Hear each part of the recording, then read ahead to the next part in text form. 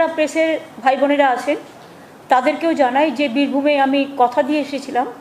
ওরা আমার কাছে চেয়েছিল যে প্রত্যেকটা পরিবারের একটা করে সরকারি চাকরি। আমি কথা দিয়ে এসেছিলাম আমার চিফ মিনিস্টারের অ্যাটেন্ডেন্ট হিসেবে আমি তাদের 10 জনকে 10টা সরকারি চাকরি দিচ্ছি, যারা এক বছরে প্রতি মাসে 10,000 টাকা করে পাবে এবং 1 বছর পরে তাদের চাকরিটা পার্মানেন্ট হয়ে যাবে। এটা গ্রুপ ডি এবং ওইখানেই দিচ্ছি কাছাকাছি। আমি ডিএম সাহেবকে অনুরোধ করব, প্রথমেই রমজান মোবারক জানাই আপনাদের সকলকে। রমজানের মধ্যেও উপোস করে আপনাদের প্রত্যেকে আসতে হয়েছে কষ্ট করে, কিন্তু যেহেতু চাকরির ব্যাপারটা ফেলে রাখা যাবে না বলেই সেই জন্য আমি ডিএমের কাছে রেখে দিয়েছি, পাঠিয়ে দিয়েছি। আমি নামগুলো বলছি, ডিএম একটা একটা করে দিয়ে দেবে। Sabina Yasmin, health and family welfare, Kastagara primary health সেন্টারে চাকরি পেলেন। দিয়ে দিন সাবিনা ইয়াসমিনকে চাকরিপত্রটা। Thank you. সাবিনা ইয়াসমিন, আপনি চাকরির লেটার পেলেন? পেয়েছেন তো চাকরির লেটারটা? আচ্ছা ঠিক আছে, বসুন বসুন। 2 হচ্ছে মোহাম্মদ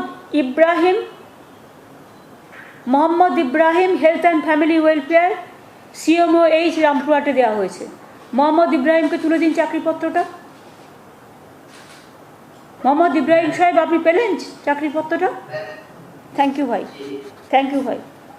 3rd হচ্ছে Kiran Sheikh, health and family welfare, CMOH রামপুরহাটেই দেওয়া হলো, হেলথ অ্যান্ড ওয়েলফেয়ারে, ফ্যামিলি ওয়েলফেয়ারে। এগুলো সব আপনারা আমার অ্যাটেন্ডেন্ট হিসেবে জয়েন করছেন। পেয়েছেন কিরণ শেখ চাকরির পত্রটা? আচ্ছা। তারপরে হচ্ছে তাবিলা বিবি, তাকে দেওয়া হচ্ছে INCA, মানে আমার কাছে যে ডিপার্টমেন্টগুলো আছে আমি সেগুলো থেকে দিচ্ছি। INCA SDICO রামপুরহাট অফিসে পাবেন। আপনারা রামপুরহাটেই চেয়েছিলেন সব কাছাকাছি, তাই রামপুরহাটেই করে দেওয়া হলো। তাবিলা বিবি পেয়েছেন আপনার চাকরির পত্র? Thank you. মিহিলাল শেখ, আপনাকেও INCA ডিপার্টমেন্ট থেকে SDICO রামপুরহাটের অফিসে দেওয়া হচ্ছে। মিহিলাল বাবু, আপনি পেয়েছেন? হ্যাঁ, পড়ে নিন, দেখে নিন।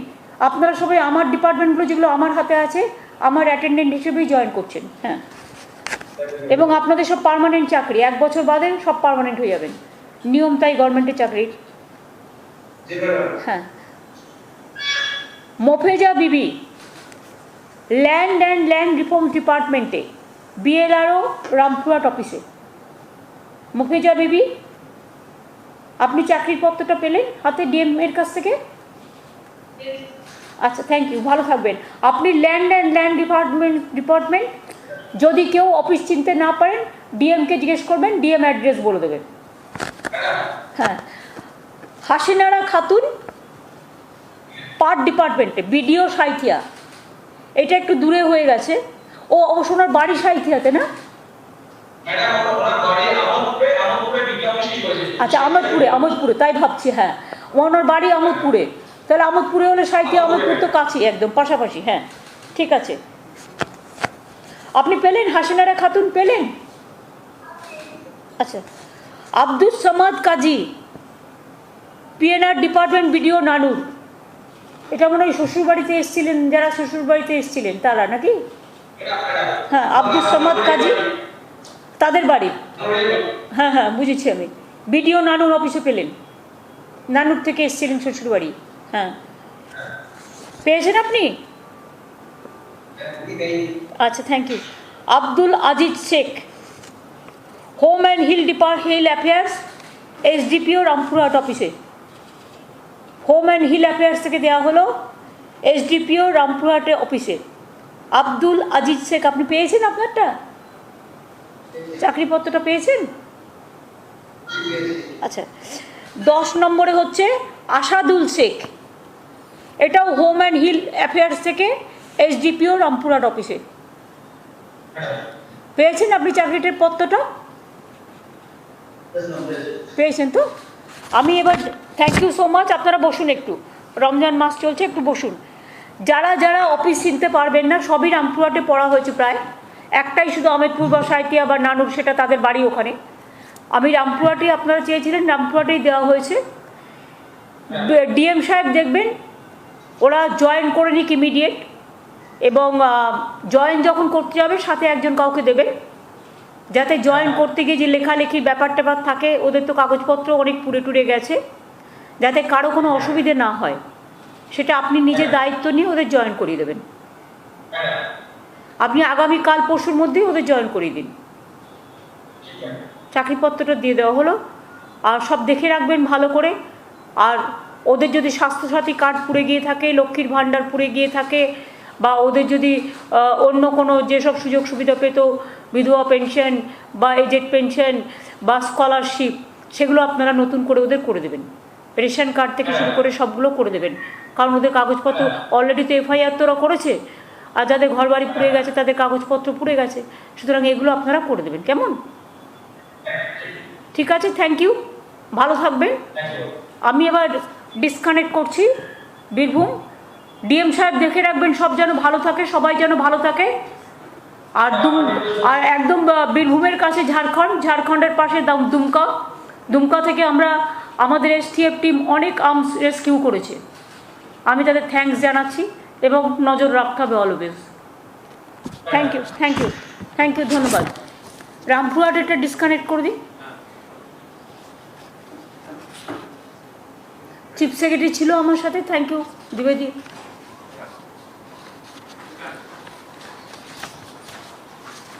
রতন দাটা গৌতমদার কাছে রেকর্ডটা রেখে দিতে হবে, কে কোথায় চাকরি পেল। আপনারা দেখতেই পেলেন যে আমি বলে এসেছিলাম বলে আমি গিয়েছিলাম মাত্র কদিন হলো। আমি যেহেতু লাস্ট উইকটা দার্জিলিং ছিলাম, তাই আমাকে এগুলো রেডি করতে হচ্ছিল, কাগজপত্র পাওয়া যাচ্ছিল না, সব রেডি টেডি করে, যেহেতু ওনারা আমাকে বলেছিলেন, আমি জানি মৃত্যুর বিকল্প কখনো টাকা বা চাকরি হয় না, কেউ কেউ লুকিয়ে লুকিয়ে অন্য কোথাও গিয়ে টাকা দেয়, কিন্তু সত্যিকারের মানুষ বিপদে পড়লে তখন দেয় না। আমাকে তারা বলেছিলেন রামপুরহাটে হলেই ভালো হয়, এবং আপনারা দেখলেন আমি কথা রেখেছি। রামপুরহাটের আমি এখনও বলছি, টাকা পয়সা বা বাড়ি তৈরি করে দেওয়া বা চাকরি কোনোটাই মৃত্যুর বিকল্প হয় না, কিন্তু মানুষ বেঁচে থাকতে গেলে, মানুষের জীবন জীবিকা বাঁচাতে গেলে এগুলোর প্রয়োজন হয়। তাদের ভবিষ্যতের দিকে তাকিয়ে, যে গেছে সে তো ফিরে আসবে না, যারা আছে তারা যাতে সম্মানজনকভাবে বাঁচতে পারে তার জন্য। এবং আপনারা জানেন আমাদের রাজ্যের বর্ডার আছে দুমকা, ঝাড়খণ্ড, রামপুরহাটের বর্ডার, আমাদের বর্ডার আছে বিহার, সেখানেও অনেক আর্মস ফ্যাক্টরি আছে। দুমকা থেকে রিসেন্ট আমাদের এসটিএফ বাহিনী একটা আর্মস ফ্যাক্টরি উদ্ধার করেছে। দুমকাটা হচ্ছে ঝাড়খণ্ডের মধ্যে, রামপুরহাটের একদম বর্ডারে পড়ে, সুতরাং আমাদের রাজ্য তো অনেক রাজ্য দিয়ে ঘেরা। বলুন না, আমি কেন ফেস করব? উত্তরপ্রদেশ দিয়ে কয়লার গাড়ি আসবে, রাজস্থান দিয়ে গরুর গাড়ি আসবে, মধ্যপ্রদেশ দিয়ে গরুর গাড়ি আসবে, এখন আবার নাগাল্যান্ড দিয়ে অফিসিয়ালি পারমিশন চাইছে ইলিগাল কয়লার, কী সব লিগাল টিগাল জানি না, আমরা এখনও পারমিশন দিইনি। আসাম থেকে কয়লা আসছে, যাবে আমার রাজ্যের ওপর দিয়ে, কিন্তু উৎস কিন্তু অন্য জায়গায় আসছে, অন্য জায়গা দিয়ে। সেটা কেন কেন্দ্রীয় সরকার বন্ধ করে দিচ্ছেন না? আমরা তো চাই না। আমার যেটুকু লাগবে আমার স্টেটের জন্য আমি সেটা অ্যালাউ করব, কিন্তু একটা প্রবলেম তাদের বুঝতে হবে, কেউ বাংলাদেশে পাঠাচ্ছে তো আসছে উত্তরপ্রদেশ রাজস্থান দিয়ে, বেঙ্গল হয়ে বাংলাদেশে গিয়ে ঢুকছে। বিএসএফও আমার হাতে নেই, সিআইএসএফও আমার হাতে নেই। কয়লা সামলায় সিআইএসএফ, বর্ডার গরু সামলায় বিএসএফ। রাজ্য সরকারের দায়িত্ব কোথায়? রাজ্য সরকারকে এমনকি কোভিডের সময় ইনস্ট্রাকশন দিয়েছিল সেন্ট্রাল গভর্নমেন্ট যে কোনো বর্ডারে কোনো গাড়ি আটকানো যাবে না। তাহলে ইয়াও হয় ওয়াও হয়। মাননীয় চিফ জাস্টিসের কথায় আমি জাস্ট রিপিট করছি, অন্য দল হলে, বিরোধী দল হলে অতি সক্রিয়, আর সরকারি দল হলে অতি নিষ্ক্রিয়। আজকে ইন্ডিয়ার economic situation is very bad. Sri Lanka আমরা দেখতে পাচ্ছি, শ্রীলঙ্কায় আজকে মানুষ বিদ্রোহে পথে নেমেছে, অর্থনীতির অবস্থা খুব খারাপ। ভারতবর্ষের অর্থনৈতিক অবস্থা কিন্তু আরও খারাপ। আমি শ্রীলঙ্কার সাথে আমার দেশকে তুলনা করি না, কারণ শ্রীলঙ্কা শ্রীলঙ্কা, ইন্ডিয়া ইন্ডিয়া, কিন্তু কোনো প্ল্যানিং নেই, কোনো প্ল্যানিং নেই। 9 দিনের 10 বার বা 11 দিনের 13 বার পেট্রোলের দাম বেড়েছে, ডিজেলের দাম বেড়েছে, গ্যাসের দাম বেড়েছে, প্রভিডেন্ট ফান্ডের ইন্টারেস্ট কমেছে, সব বিক্রি করে দেওয়া হচ্ছে, রেল থেকে, সেল থেকে, ব্যাংক থেকে, ইন্স্যুরেন্স থেকে। মানুষ জানে না আগামী দিন ব্যাংকের টাকা পাবে কি না, ইন্স্যুরেন্সের টাকা পাবে কি না, জিএসটির টাকা অনেক স্টেট পাচ্ছে না। আজকেও ছত্তিশগড়ের চিফ মিনিস্টার আমাকে চিঠি পাঠিয়েছে যে আমাকে জিএসটির টাকা দিচ্ছে না। আমি তো আগেই লিখেছি যে আমরা টাকা পাচ্ছি না, আমাদের প্রাপ্য টাকা। সুতরাং এই জিনিস চলছে সব জায়গায়। এই মারাত্মক সিচুয়েশনে কোথায় সহযোগিতার মধ্যে দিয়ে দেশের প্রয়োজনে একটা বৃহত্তর সহযোগিতা গড়ে তুলবে, তা না করে যে ডালে বসে আছে সেই ডালটাই সেন্ট্রাল গভর্নমেন্ট কাটছে আর বিজেপি কাটছে। কেন কাটছে? তার কি পলিটিক্যাল লাভ হবে সেটুকু দেখবার জন্য। আগামী দিন যদি দেশটার সর্বনাশ হয়, সর্বনাশের ছোঁয়া থেকে কিন্তু কেউ বাঁচবে না। আমি এখনও মনে করি সেন্ট্রাল গভর্নমেন্টের উচিত প্রত্যেকটা পলিটিক্যাল পার্টিকে ডেকে কথা বলে economic crisis, how to solve it, এটার ব্যাপারে কথা বলা। শুধু ইডি আর সিবিআই না লাগিয়ে, এমনকি কোর্টের মধ্যেও মারপিট না লাগিয়ে, টোটাল সবটা কন্ট্রোল করবার ইন্টেনশন না নিয়ে, ফোর্সফুল ডেমোক্রেসি না করে ঘটনা ঘটিয়ে দেওয়া হচ্ছে বিভিন্ন জায়গায়। আর কিছু লোক উন্মাদের মতো সেগুলো দেখে ওস্তাদি করে বড় বড় বয়ান দিচ্ছে। একবার ভাববার ব্যাপার নেই যে আদৌ ঘটনাটা সত্যি কিনা।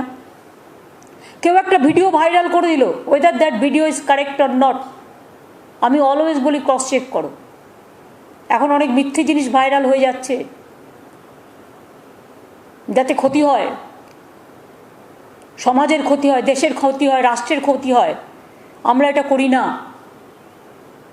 কথায় কথায় একটা অ্যাক্সিডেন্ট, দুঃখের, বর্ধমানেও আজকে 4 জন মারা গেছে, আমি নিশ্চয়ই পরিবারগুলোকে সাহায্য করবো, কিন্তু অ্যাক্সিডেন্ট অলওয়েজ দুঃখের, অ্যাক্সিডেন্ট বা ইনসিডেন্ট, সেটা নিয়ে প্ল্যান করতে হবে। মমতা ব্যানার্জির শাড়িতে কবে কালি দেবো?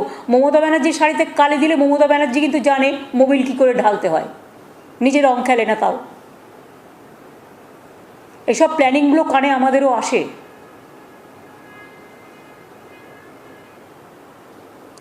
কাউকে মেরে তার ডেড বডি নিয়ে নবান্ন অভিযান করব, এসব প্ল্যানিং করতে বারণ করুন।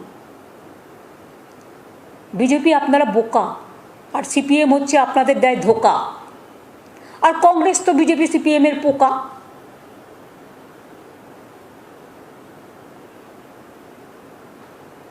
মিথ্যে কথা বলা, কুৎসা করা ছাড়ার কোনো কাজ নেই। কেরালায় শিক্ষকদের বানায় সাফাই কর্মচারী, আর বাংলায় বড় বড় ভাষণদারি। এই তো এদের কাজ। নরকঙ্কালের মালা নিয়ে বাংলায় 30 বছর শাসন করেছে, আর বিজেপি যেখানে যেখানে শাসন করেছে, যা যা কথা দিয়েছে একটাও কথা রাখতে পারেনি, বরঞ্চ অন্ধকারের দিন ডেকে নিয়ে এসছে। 15 লক্ষ টাকা করে দেবে বলেছিল, দিয়েছে এক পয়সাও? বেটি পড়াও বেটি বাঁচাও, টাকা কোথায়? আজকে জনগণের জন্য টাকা নেই, ইউক্রেনের স্টুডেন্টদের পড়াবার টাকা নেই। আমি চিঠি দিলাম, দিয়ে বললাম যে শুধু পারমিশনটা করে দিন, আর কিছু চাই না। 17,000 ছেলে মেয়ে সারা দেশের আছে। I am really pained and shocked for my 17,000 students throughout the country, whoever came from Ukraine. Why government is not taking care for them? Let the central government only to give the permission, and state government will accommodate them as per their capability. In my state for engineering student, I have already allowed 6 students, they came from engineering side. I have already admitted them. 3 persons came who are the service holder. I deputed them. One has gone to Dubai. The medical students, I am waiting for the no objection of the central government. I will appeal the medical council. Please allow us to give the opportunity. If we can do it, the other state can also do it. For internship, for first year, second year, third year, fourth year, fifth year, sixth year, I gave the policy also, the planning also. Why central government said no? Let them go to Hungary or let them go to Poland. Is it so easy? They have come with their life. Now you are sending them Poland and Hungary. They are hungry for education. They are hungry for medical admission. And you are giving them the solution, the pollution. Then let them go to again another country adjacent of Ukraine. Whether they will be safe? And you arrange, Government of India must arrange. When we have so many medical colleges in India, when we have so many engineering colleges, whatever I have in my hand, I have done already. For medical college, I am waiting for the permission for the central government. We don't need any money. Even I said that we will not take any money from the students. Let them get their admission and their education. But central government is not giving permission. Can't they do it? My bad luck. If we are there, I should have taken 1 minute time to clear it. What we can do, they cannot do it. Only they can shout and they can ask the violence, violence, violence. What violence? You are showing me the violence? What the masterpiece of Delhi violence? UP violence? Karnataka violence? Assam violence? Nagaland violence? Bihar violence? And you are showing me the result. One incident happened. That is also a area-wise, one village problems. There also you have taken all the actions, whatever is required. Sometimes courts or people are staying. If some incident happened also, that we condemned. And we have to see after incident whether government is taking action or not. We have taken all the action. And without taking any action, you are shouting and controlling media. Controlling, I should not say, bicharer bani nirabe nibrite kade, so that people should not get justice. That also you are controlling. What democracy we are having? What democracy we are facing?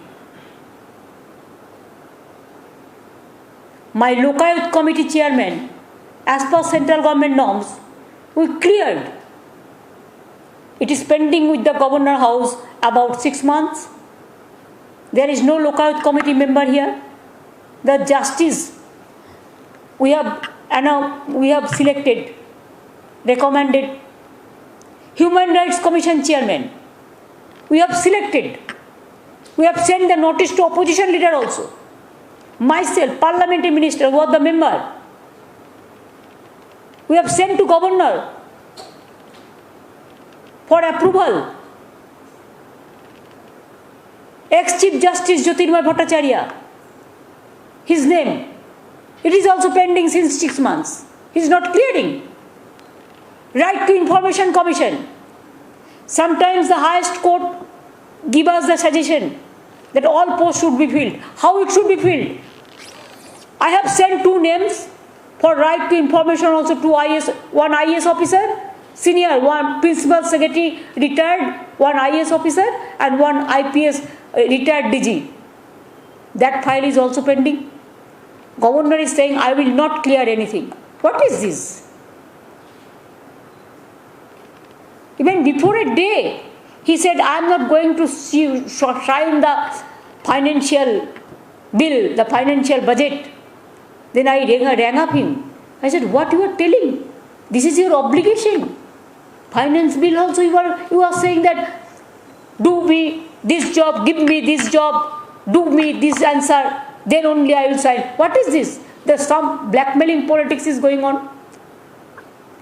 In the name of governor, with my humble regards, I am telling you, everywhere they are running the parallel government, calling the income tax officer head, CBI head, ID head, ED head, even court people sometimes, and giving instruction, do this and this and this. How long it can continue? If all the pillar of democracy is being totally sold out, then how the democracy will sustain? That is my question. And I have written letter to all my chief ministers, opposition, and the leader of these countries, so that they must think over the matter. এটা আমার বলার ছিল, আমি এটুকু আপনাদের বলে দিলাম। বাদবাকি আমি সবাইকে রমজান মাসের রমজান মুবারক জানাচ্ছি। ভালো থাকবেন, শান্তিতে থাকবেন। আল্লাহ আপনাদের দোয়া করুক, আপনাদের রমজান কবুল করুক। এরপরেই আমাদের বাসন্তী পুজো আছে, অন্নপূর্ণা পুজো আছে, রামনবমী আছে, চড়ক পুজো আছে, নীলষষ্ঠী আছে, নানা রকম ধর্ম নিয়েই চলে। সবাই ভালো থাকুন। সমস্ত নববর্ষের দিনগুলোও আসবে, পাঞ্জাবি নববর্ষ, অন্ধ্রপ্রদেশ, উত্তরপ্রদেশ, আসাম থেকে শুরু করে সব জায়গায় শুভ নববর্ষ আসবে। আমাদের এখানেও শুভ নববর্ষ আসবে। আমি সবাইকে সমস্ত উৎসবে শুভেচ্ছা জানিয়ে, শুভকামনা জানিয়ে সবাইকে বলি, শুভ বুদ্ধির উদয় হোক। দয়া করে দেশলাইটা জ্বালাবেন না, আগুনটা জ্বালাবেন না। দয়া করে শান্তি রক্ষা করুন। মনে রাখবেন, বাংলা ভারতবর্ষের বাইরে নয়, আর ভারতবর্ষটাও বাংলার বাইরে নয়। এটা কিন্তু মাথায় রাখবেন। অ পড়তে হলে কখও পড়তে হয়।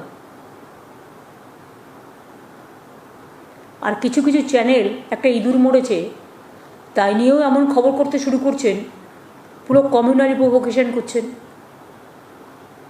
এটা আমি আপনাদের রিকোয়েস্ট করব, নট টু ডু ইট। যাতে মানুষের ক্ষতি হয় সেগুলো করবেন না দয়া করে। কত ভালো ঘটনা আছে দেখান না, কই একটাও তো দেখান না।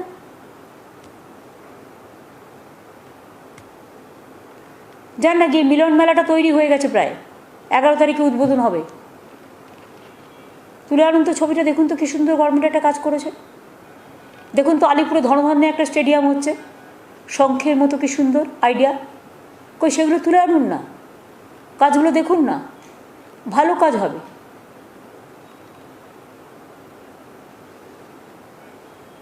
আমার আর কিছু বলার নেই। আপনাদের কিছু বলার থাকলে জিজ্ঞেস করতে পারেন, বাট আমি অনেক বলেছি, আর নতুন করে কিছু বলার আছে বলে আমি মনে করি না।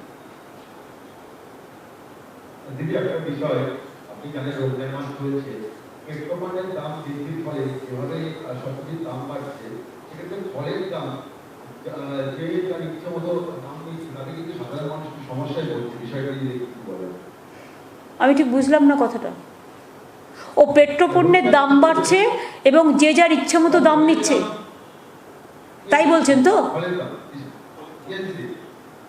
ফলের দাম রমজান মাসে ফলটা দরকার কম। তেলের দামের জন্য ফলের দাম, জিনিসপত্রের দাম যে যার মতো করে যাচ্ছে। সে আর আপনি কী করবেন? 10 দিনে 13 বার যদি দাম বাড়ে, কিছু লোক তো সুবিধে নেবেই। আর মনে রাখবেন, ডিজেলের দাম বাড়লে রান্নাঘরের দাম বাড়ে, জিনিসপত্রের দাম বাড়ে। এটা মোদী সরকার বুঝতে পারছে না। আমরা প্রতিবাদ করে তাই তো বলছি। আগুন জ্বালাচ্ছে তো এই কারণে, হিংসা সৃষ্টি করছে বিভিন্ন অপোজিশন স্টেটে গিয়ে এই কারণে, যাতে লোকের দৃষ্টিটা সরে যায়। লোকে যাতে রোজ পেট্রোলের দাম বাড়াচ্ছে, রোজ ডিজেলের দাম বাড়াচ্ছে, রোজ গ্যাসের দাম বাড়াচ্ছে, রোজ জিনিসপত্রের দাম হাও হাও করে বাড়ছে, আর দ্রব্যমূল্য বৃদ্ধিটা সেন্ট্রাল সাবজেক্ট, সেদিকে কেয়ার করছে না। Price rise has become rocket sky high, but government is not taking any care. because of petrol price, diesel price and the domestic gas price. The situation is worst in everywhere. Even they are not procured the rice also. One day Telangana Chief Minister told me, they don't procure our rice, farmers' rice. I said, we procured from our own farmers. We don't take from FCI. They give the broken rice and take more money. I allow my farmers. তো এই তো হচ্ছে situation. তো আপনি কি করে বলবেন, আমি কি করে করব? আমার তো হাতটা বাঁধা। আপনি রোজ যদি 1 টাকা করে তেলের দাম বাড়ান, রোজ 4 টাকা করে ডিজেলের দাম বাড়ান, 5 টাকা করে পেট্রোলের দাম বাড়ান, ডোমেস্টিক গ্যাস বাড়ান, বাজারটা কন্ট্রোল করেন তো আপনারা। Price hike is a central subject. দ্রব্যমূল্য বৃদ্ধির কারণ এটাই, সেন্ট্রাল গভর্নমেন্টের কোনো প্ল্যানিং নেই, কোনো প্ল্যানিং করছে না, এবং ইডি দিয়ে সিবিআই দিয়ে পলিটিক্যাল পার্টি বিরোধী দলকে রেড না করে এই কাজগুলো তো করতে পারেন, যে কারা কারা মুনাফাখোররা সুযোগ নিচ্ছে সেগুলো দেখা উচিত। সেগুলো করেন কি একবারও? এটা তো আপনার কাজ। আমি হেল্প করতে পারি, আমি হেল্প করার জন্য বলতে পারি। আমার কাছে যা সহযোগিতা চাইবে আমি দিতে পারি, কিন্তু এটা আমার হাতে নাই। ব্যাংকটাও আমার হাতে নেই, কয়লাটাও আমার হাতে নেই, গরুটাও আমার হাতে নেই, রিজার্ভ ব্যাংকটাও হাতে নেই, ব্যাংকটাও হাতে নেই, ইন্স্যুরেন্সটা এগুলো স্টেটের হাতে নেই, প্রাইস রাইজও নেই। তারা থোড়াই আমরা ডোমেস্টিক গ্যাসের দাম বাড়াতে দিতাম, না পেট্রোলের দাম দিতাম, না ডিজেলের দাম দিতাম? বলুন তো, এই এত বছর গভর্নমেন্ট চালাচ্ছে আমি, এই 11 বছরও এখনও হয়নি, কিন্তু বলুন তো 11 বছরের মধ্যে কোন জিনিসটার দাম বাড়িয়েছি? কৃষকদের সুবিধে হবে বলে মিল্কের দাম বাড়ানো হয়েছে, পাবলিকের জন্য নয়, অনলি কৃষকের দুধ কেনার জন্য। আমরা এই টাইপের কাজ করি। সুতরাং thank you.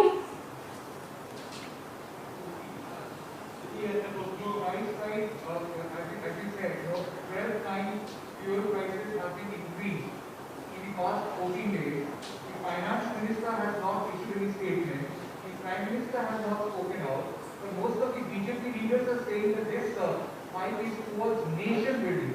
Do you see this as nation building? Where is the nation building program? It is not only, it is a burning issue for the Bengal, it's a burning issue for the country. और देखिए आप पूरा हिंदुस्तान में जो आग लगाया, price hike का जो आग लगाया, हर चीज का जो भाव बढ़ाया, ये तो बीजेपी का रिस्पॉन्सिबिलिटी है। इसका कोई रिप्लाई क्यों नहीं देता? इसका कोई रिप्लाई, कोई कहानी मीडिया को नहीं बताते हैं। ये सुबह से खाली कह देता है बंगाल में वायलेंस हुआ है, बंगाल में वायलेंस है, ममता को गाली दो। मेरा विनती है मेरे देशवासियों से, आप लोग जागो, आप लोग आगे जागो और बीजेपी को पकड़ाओ। वोट लेने का बाद यूपी में वोट लिया और उसका 7 दिन बाद रिटर्न गिफ्ट दिया। क्या रिटर्न गिफ्ट है? हर चीज का भाव बढ़ा दिया। और इधर उधर में एक छोटा भी इंसिडेंट होता है तो उसका सोशल नेटवर्क झूठा बात कहते हैं, झूठा वायरल करते हैं। ये छोड़ के इसका कोई काम नहीं है। आज देश जल रहा है, देश का इकोनॉमिक खत्म हो रहा है, और ये लोग घर में बैठ के कॉन्स्पिरेसी तैयार कर रहा है, कैसे कैसे स्टेटों को खिलाफ में किया जाए।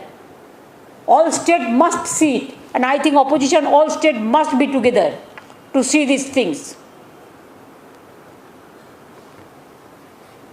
To the non-BJP chief ministers, you wrote letters to the non-BJP chief ministers, to other opposition leaders. You just said Chhattisgarh chief minister has written to you.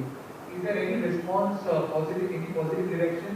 Can there be an opposition? देखिए, जैसे Chhattisgarh chief minister, आज मेरे को letter मिला, उन्होंने लिखा कि हमको जीएसटी का रुपया नहीं मिला। ममता जी, आप भी इसका बारे में लिखो। हमने तो पहले लिख दिया मैंने उसको कॉपी उनको भेज रहा है। अगर हम लोगों को चीफ मिनिस्टर के साथ में कोऑर्डिनेशन रहेगा तो we can raise our point every state. जैसे वो दिन मैं सुन रहा था हेमंत सोरेन भी कह रहा था कि हमारा स्टेट को रुपया नहीं दे रहा है। ऐसे हर जगह में होता है। महाराष्ट्र में गवर्नर को देख के तंग करता है, हमारा इधर में गवर्नर को देख के तंग करता है, किधर में नहीं करता है, हर जगह में करता है। केसीआर को करता है, जगन को करता है। कोई बोल सकता है, कोई नहीं बोल सकता है, लेकिन ये बात चल रहा है, आज ये चीज चल रहा है, ऐसे नहीं चल सकता है।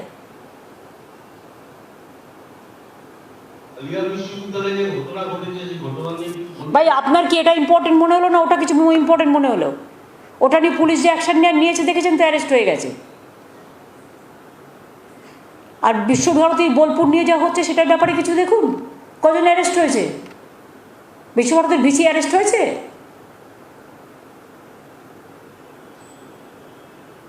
আলিয়া ইউনিভার্সিটিটা আপনারা জানেন একটা সেকশন পড়াশোনা করে, তারা সকলেই ভালো,